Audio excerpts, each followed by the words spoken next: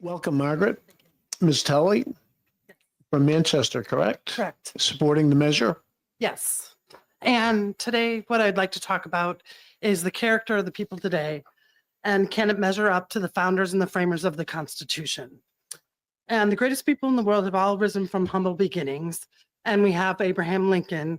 And Abraham Lincoln's father had no idea that Abraham Lincoln would be Abraham Lincoln, nor did Susan B. Anthony's mother expect her to be Susan B. Anthony, or Martin Luther King's father or mother expect them to be so great.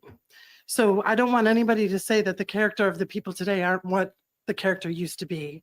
And the second thing I'd like to talk about is the ultimate sacrifice. And when all of us are stepping up in order to do great things, one of them is the veterans. And whenever we pass a grave, there's, the flags flying over there, or, placed on that grave. And they gave the ultimate sacrifice, and they didn't pick and choose what part of the Constitution they were going to endorse. And I think that's a very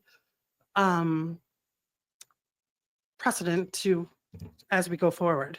And the other thing that I want to talk about, which is something that just recently happened, is we don't know who's going to come into the world and change the world.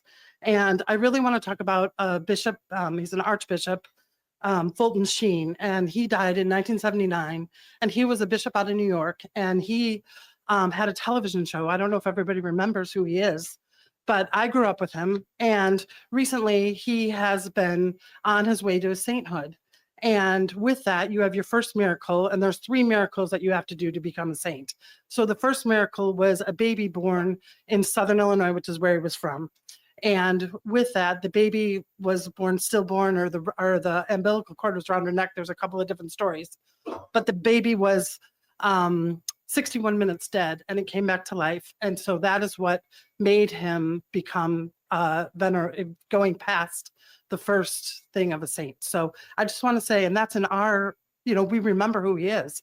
So I just want to say, we just don't know who's coming down the path, who's going to change the world, or who's going to be the next saint.